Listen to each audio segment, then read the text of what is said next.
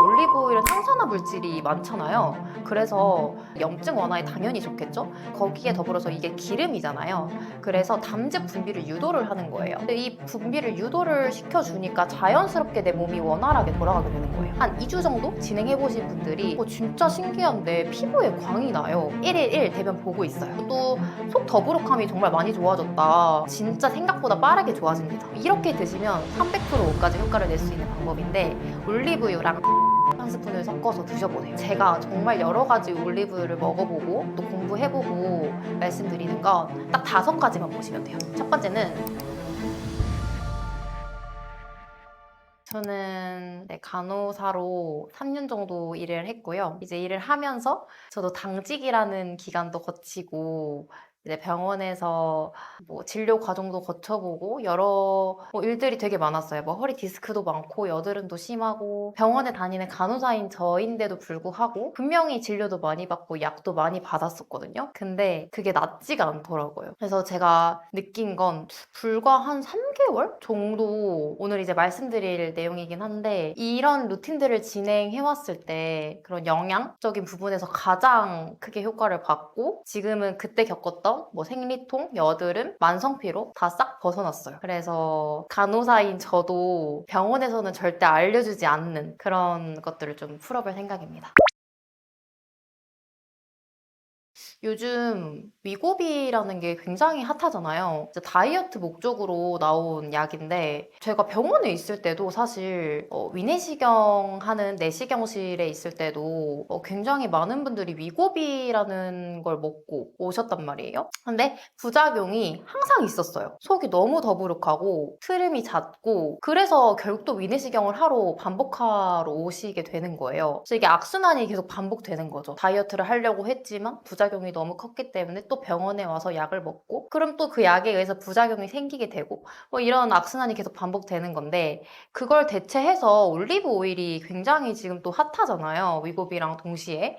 근데 올리브 오일이 왜 핫한지부터 말씀드리면 결론적으로는 다이어트에도 그리고 피부에도 너무 효과가 좋지만 부작용까지 없는 가성비까지 진짜 좋은 그런 약보다 더 좋은 어떻게 보면 식품인 거죠. 그래서 이게 의사 선생님들도 자주 나와서 말씀을 하시는 게 위고비 대신 올리브 오일을 먹어라 이렇게 말씀을 해주시는 거거든요. 실제로 제가 소화기내과 전문의 선생님들이랑 같이 일을 했기 때문에 그 선생님들도 사실 위고비의 효과는 부작용도 크고 비용이 너무 비싸서 추천은 별로 안 한다라고 이제 슬쩍 말씀은 해주셨어요. 그래서 이게 제가 환자분들한테 결국 말씀드리지는 못하지만 이렇게 들은 바도 있고 저 또한 그렇게 생각합니다. 실제로 제가 이제 영양 루틴 클럽이라는 오픈 채팅방을 제가 운영하고 있어요. 약으로서 해결이 안 됐던 그런데 만성피로, 여드름, 생리통, 아토피 이런 것들이 병원에 매번 가지만 고칠 수 없었던 분들이 많이 모여 계시거든요. 근데 그 이유가 뭔지 생각해보면 저도 그랬어요. 생리통, 여드름, 만성피로, 허리 디스크도 있었어요, 저는. 그래서 매번 병원을 갔는데 똑같이 그냥 반복이 되는 거예요.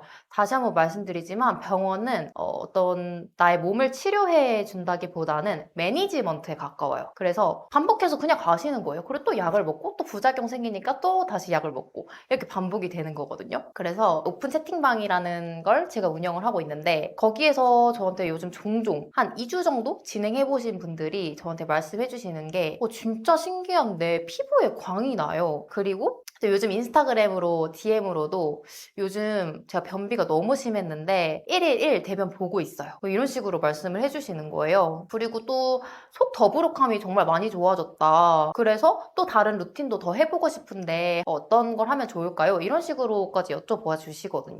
그래서 건강해지고 싶다는 게 목적이시라면 그리고 내 고민을 병원에서 해결할 수 없었다면 제일 첫 번째로 할 수 있는 건 올리브 오일 그리고 레몬즙을 섞어서 한번 드셔보세요. 진짜 생각보다 빠르게 좋아집니다. 근데 그게 왜 그런 거냐면 그냥 간단해요. 올리브 오일은 항산화 물질이 많잖아요. 그래서 항산화 물질이 풍부하기 때문에 염증 완화에 당연히 좋겠죠? 근데 거기에 더불어서 이게 기름이잖아요.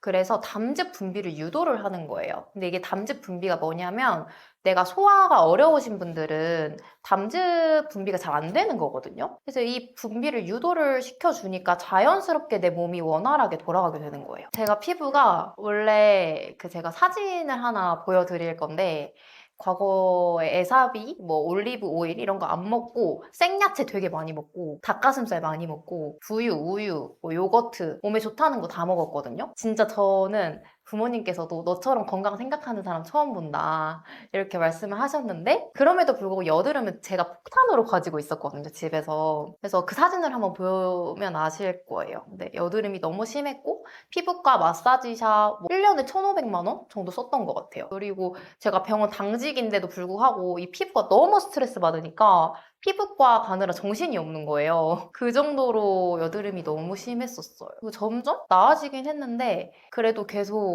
이게 자국 같은 게 또 남잖아요. 근데 자국 없애려면 또 레이저를 해야 되거든요. 레이저도 엄청 했는데 안 나아지더라고요. 근데 이렇게 영양을 바꾸고 나서는 진짜 믿기지 않으실 수도 있는데 진짜 바뀌었어요.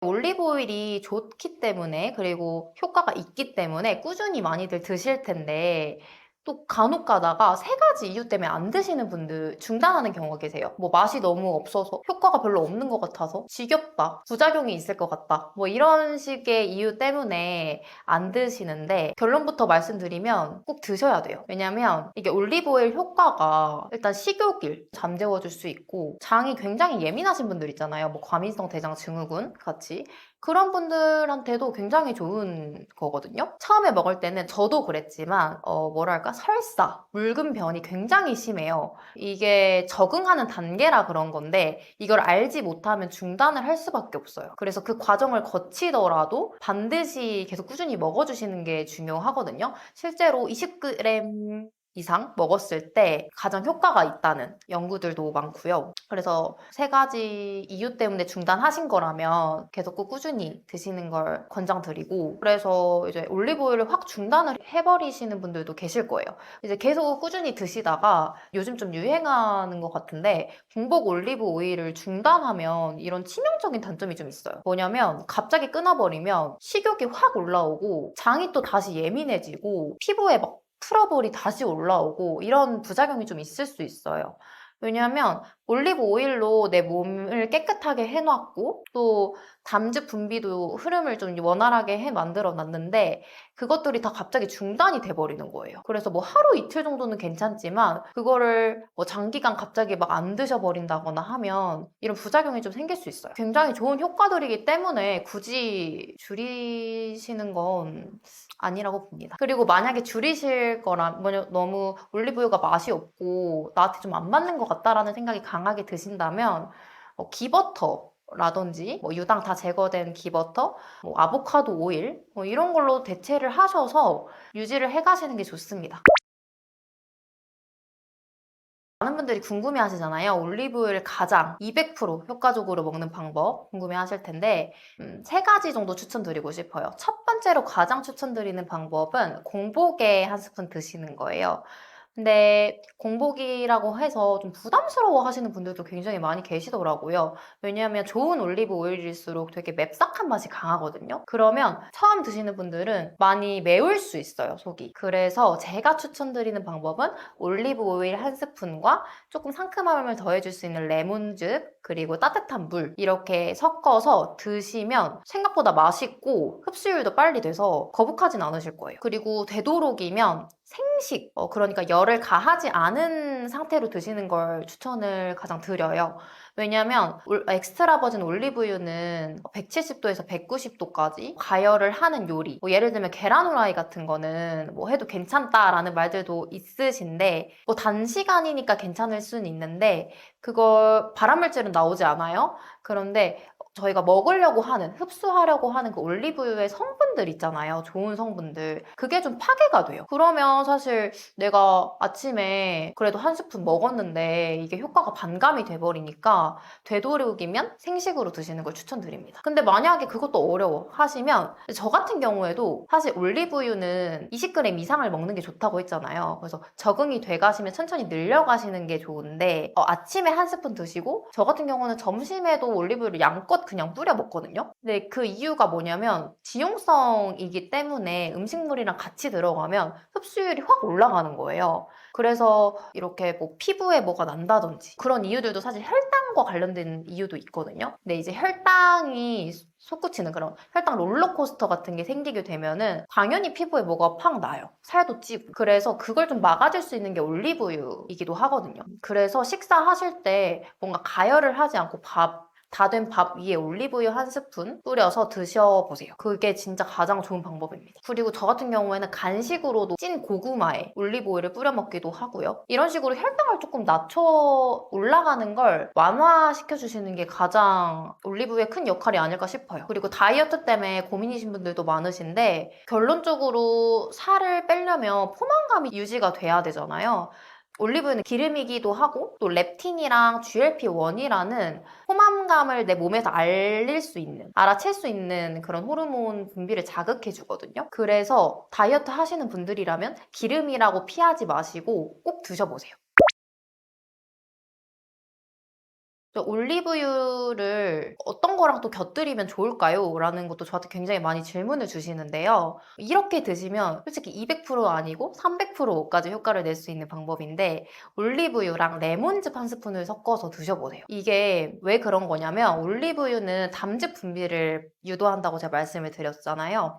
그래서 담즙 분비를 유도하고 레몬즙은 산성이기 때문에 위를 조금 자극을 해요. 그래서 이제 두 개가 만나게 되면 소화 기능이 더 원활하게 되는 거예요. 그래서 더부룩함이나 잦은 트림 때문에 올리브유를 드시기로 결정을 하셨다면 이 두 가지를 같이 드셔보시는 걸 추천드리고 또 이걸 추천드리는 두 번째 이유는 피부가 진짜 좋아져요. 레몬이 구연산이랑 비타민 C가 정말 많거든요. 항염 효과가 굉장히 뛰어나요. 그래서 저도 레몬수를 오늘도 이렇게 들고 오긴 했는데 솔직히 피부의 비법이라고 하면 레몬수도 하나 꼽을 수 있을 것 같아요. 그리고 무엇보다 올리브유랑 레몬즙을 같이 드신다는 건 뭐랄까요? 좀 해독 루틴이라고 알고 계시면 될 것 같아요. 근데 제가 일주일에 한 번 정도 뭐 디톡스를 하고 뭐 이런 식으로 보통 지내시잖아요. 근데 그렇게 어려운 무슨 디톡스를 할 게 아니라 올리브 오일, 레몬즙 이거 아침에 한 스푼 드시는 거 어렵지 않잖아요. 근데 몸이 항염, 디톡스 효과가 있으니까 꼭 해독 루틴으로 넣어보시는 걸 추천드려요.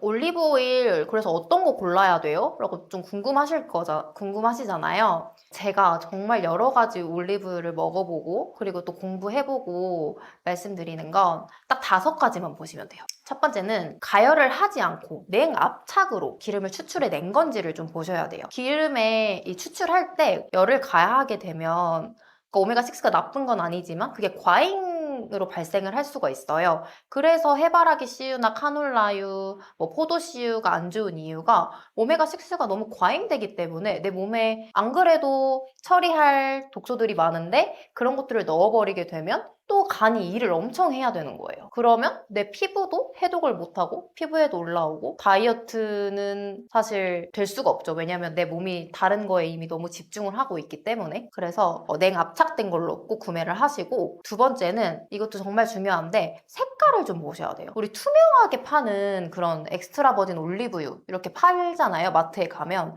근데 이게 올리브유는 직사광선에 굉장히 약하거든요. 그래서 직사광선을 쐬게 되면 산화, 산패가 일어나는 거예요. 근데 산패된 기름을 저희가 마시게 되면 당연히 몸에는 염증이 일어나겠죠. 그래서 이것도 진짜 쉽지만 산패되지 않는 방법은 그냥 유리병이 어두운 거, 뭐 갈색, 검정색, 초록색으로 된 걸 고르시면 됩니다. 그리고 되도록이면 플라스틱은 피해 주시고요. 플라스틱은 또 미세 플라스틱이라든지 그런 중금속들도 많이 나오니까요. 그리고 세 번째는 사실 올리브유 고를 때 꼭 봐야 되는 건데 산도 0.8% 이하인지 꼭 보셔야 돼요. 이 산도가 의미하는 게 뭐냐면 산도가 높을수록 산화가 많이 됐다는 거예요. 그러니까 산도가 낮을수록 좋은 건데 그 중에서도 저는 0.8%는 그냥 엑스트라 버진 올리브를 말씀드리는 기준일 뿐이거든요.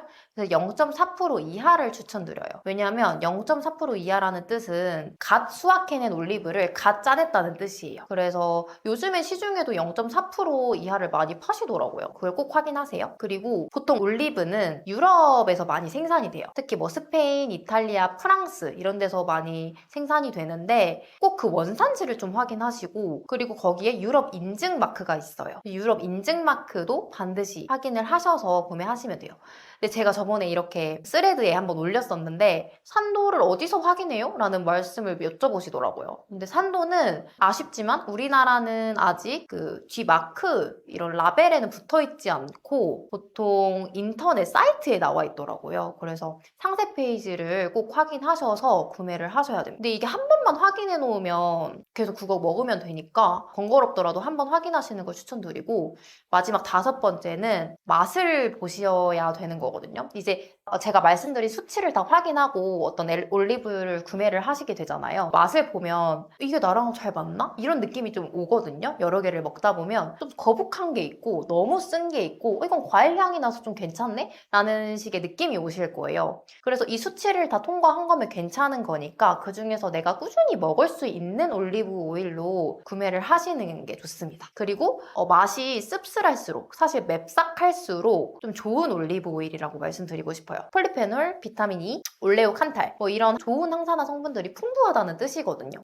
이제 올리브 오일을 제가 추천을 드렸고, 올리브 오일이 좋다는 건 다들 아시고 계시잖아요. 근데 살짝만 신경 쓰면 더 좋은 올리브 오일로 제대로 내 몸이 흡수를 해서 내가 고민했던 그런 건강 문제들이 해결이 될 수 있는 거거든요. 그래서 조금 더 신경 써서 골라보세요. 처음엔 좀 거북하실 수도 있는데 이게 어떻게 보면 병원에서 약을 처방받아서 또 거기서 먹는 약이 더 쓰잖아요, 사실은. 그래서 저는 올리브 오일처럼 정말 많은 장점을 줄 수 있는 걸 약 대신 먹는다 생각하시고 처음엔 적응을 해보시면 좋을 것 같아요. 저도 대형 병원에서 3년 가까이 일한 간호사이지만 병원은 그냥 일시적으로 나를 고쳐줄 수는 있지만 매니지먼트를 한다고 항상 생각을 해요. 그래서 병원에서도 절대 알려주지 않는 그런 방법들이 굉장히 많거든요. 저는 병원에서 일한 간호사였음에도 불구하고 병원엔 너무 의존을 하지 마시고 내가 책을 공부하고 그리고 이런 실제로 좋다더라 하는 그런 정보들을 한번 실험을 해보세요. 나쁠 건 없으니까. 내 몸에 한번 실험을 해보면 이게 나랑 진짜 잘 맞네? 라는 걸 하나쯤은 경험을 해보시게 될 건데요. 그러면서 내 몸이 좋아지는 거거든요. 어떤 병원에 가서 처방을 받고 약을 먹으면서 매니지먼트를 계속 받는 그런 게 아니라 내 스스로 내 몸이 고칠 수 있도록 바꿀 수가 있다는 거예요. 근데 그게 처음에는 느린 것처럼 느껴질 수 있지만 하다 보면 근본적으로 고쳐지게 되니까 짧게 걸리는 거랑 똑같죠. 사실 비용도 그렇고. 그래서 제가 말씀드리고 싶은 건 병원에서는 절대 알려주지 않아요. 내가 스스로 찾고 공부하고 그리고 고치려고 하셔야 합니다. 그런 문제들을 겪고 계신 분들이 많기 때문에 저도 영양 루틴 클럽이라는 걸 만들게 되었고, 여기에 모여 계신 분들이 서로 이야기를 계속 나누세요. 저는 이렇게 했는데 어떤 변화가 있었다. 저는 이게 좀 안 맞다 하면서 같이 해답을 좀 찾아 나가고 있거든요. 근데 진짜 중요한 건 결국에는 모두 다 좋아지고 있다는 거예요. 그래서 어려우신 분들은 저와 같이 영양 루틴 클럽에 같이 오셔서 해보시면 조금 효과가 더 빠르게 나타나실 거예요. 그리고 저도 병원에서 일했던 간호사이지만 여드름, 생리통, 허리 디스크, 수족냉증 여러분들이 가지고 계신 그런 고민들 다 가지고 있었는데 저는 병원비도 공짜라서 사실 병원 엄청 많이 갈 수 있었거든요. 그래서 많이 다녔어요. 많이 먹어보고. 근데 약을 먹을 때랑 지금 제가 이렇게 루틴, 건강한 습관, 건강한 영양 이런 걸 챙기고 나서 정말 달라지기 시작했어요. 그래서 여러분도 진짜 변화를 느끼고 싶다면 영양적인 부분 부터 천천히 고쳐 나가셨으면 좋겠습니다. 그리고 제가 제 유튜브나 인스타그램에도 이런 건강 꿀팁들, 여러분들이 쉽게 알지 못하는, 병원에서도 절대 안 알려주는 그런 꿀팁들을 굉장히 많이 담고 있어요. 그래서 저를 구독해 두시고 이런 정보들을 받아가셔서 정말 여러분들이 건강해지셨으면 좋겠습니다.